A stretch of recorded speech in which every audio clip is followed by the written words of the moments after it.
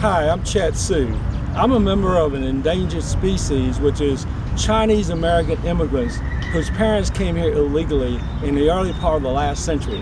My father came from a part of China which is very mystical because it was the home of the first Chinese who came to the United States in the 19th century, who came as contract workers to build a transcontinental railroad from the west eastward, and who also ended up being gold miners, and then later they became the first Chinese men to settle in Chinatowns, especially in San Francisco. The reason that we have a connection with Coca Cola, and the reason I'm wearing this old shirt, which you should excuse me for, as well as the C, is I wanted to emphasize the relationship between Chinese and Coca Cola. The Chinese that ended up in the Mississippi Delta, like my father did in the 1940s, there were many of them who came, but they also kept their past a secret. The reason is because they came illegally. In 1907, there was an earthquake in San Francisco which destroyed all the birth records. As a result, a few of the Chinese men that lived in San Francisco, who are merchants there, got very inventive and sold their names to many young Chinese who are in mainland China. And it just happened that most of the Chinese that came from one little region which is really out in the boondocks of southwestern South China. The area is today called Sayep, which means the 5 districts. And my father came from the most famous area, which is called Toisan. And if you look today at the railroad office station at Toisan, it has a big sign that says, "Welcome to Toisan, the home of the overseas Chinese." In other words, the Chinese that came to America and helped build the railroads and never got credit for their work, and who also later became the gold miners, and then who also formed associations to set up Chinatowns in places like San Francisco, were the same people who came from the same region of South China.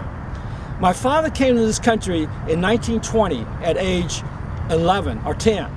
He was sent by his family because he was the best and the brightest among the 7 or 8 brothers. And so he came, ended up working in a family-related restaurant in Merced, California. Later, he was able to move south to the Mississippi Delta. Why to the Delta? Because in the Delta, there were relatives who also came from the same Sayep region of South China. As a result, he set up a store, a grocery store, aimed at poor black people and poor whites that became very famous in those little towns called in the Mississippi Delta. Not only that, but they also had a relationship with Coca Cola. In China and in Hong Kong, before the revolution in 1949, Coca Cola was considered to be a luxury item, only for holidays and special events. Could people afford to bring a bottle of Coca-Cola out and serve it to their honored guests? So when the Chinese came and settled in these little stores like my dad did in the town called Clarksdale, Mississippi, deep in the heart of the Delta, they considered Coke to be very special. And so when they were able to sell Coca-Cola to their black and white customers, many of whom were poor, they were very honored. Not only that, they sold so many Cokes that Coca-Cola in the Southeast hired a Chinese gentleman who did nothing but go all over the South and painted big signs on the side of their stores of these Chinese merchants and others all throughout the Southeast. And I understand he just died recently, but he lived in Memphis, Tennessee. So getting back to the Chinese and Coca-Cola, one of the things that happened in my little hometown in the mid-60s, by that time I had gone to Ole Miss, the University of Mississippi, and was like a junior there, majoring in political science and literature. And while I was there, unbeknownst to me, my father tried to buy a house in a poor white part of town. And back in those days, Chinese were not allowed to do that, but he tried anyhow because my mother was insistent that she had 3 grown kids besides me off in college in the back of this little store. So my father found this house, fixer-up house in a white part of town, poor part of town, and the man that it belonged to refused to sell it to him. And it just happened that the man was a local Pepsi distributor, Pepsi Cola. And so as a result, my father was very upset and embarrassed, but he couldn't buy the house. And later he got a call that same night threatening to burn the house down if he ever bought it. So my father was very embarrassed and upset, but he didn't say anything. But it being a small community, all the other Chinese grocers in Clarksdale banded together, unbeknownst to me and my father, and decided to do a silent boycott of the Pepsi distributor. Because back in those days, in order to sell drinks like Coke or Pepsi, the bottler would have to get the empty bottles and return it to the bottling plant and then send it back to the stores.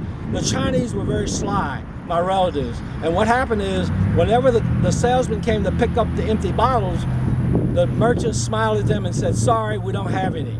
So as a result, after a few months, the bottler, who knew he had done something wrong by that time and his finances were hurting, decided to sell his business to someone else, and the Chinese then went back to buying Pepsi. But still, for a long time, Coca-Cola was the best and most popular drink, not only with the customers, the black and white customers, but with the Chinese merchants themselves, because to them, it had medicinal value. It was good, it tasted good, and because Chinese believe in herbal medicine, they thought it had super qualities and characteristics. Not only that, but living in the very hot Delta sun of the Mississippi, especially during the summer months when we didn't have air conditioning, they found that Coca-Cola was very, very refreshing. And so today, about almost 100 years later, my father has passed away, my mother has passed away, our store is no longer there in Clarksdale, but the memory of the way we live and the importance of Coca-Cola to the Mississippi Delta Chinese is a reason that we feel like that you as Coca-Cola International need to take on our cause. In other words, help us establish the first ever Mississippi Delta Chinese Museum to be established in Delta State University in Cleveland, Mississippi. If you'd like to help and talk to us, I would be glad to consult with you, as well as Frida Kwan and the other executive members who are helping her, and Raymond Wong, who's the president this year, to try to get this thing become a reality. We're all becoming older and we need help of younger people, but we also want help from a business partner that's been there for us all these years, which is Coca-Cola. And as somebody who spent the last few years of my life as a consultant to anyone that would listen to me, including the university where I worked at, my consultancy was on the basis on the idea that race and class and political differences, other differences, do not matter. We're all human beings. And as a result, we feel like if you, Coca-Cola, would help us with our museum, we will help you spread the word that we know you really believe in when we hear that Coke commercial, "I like to see the world drink Coca-Cola," or something to that effect. Thank you very much for allowing us to do this short presentation with you, and have a good evening. Thank you.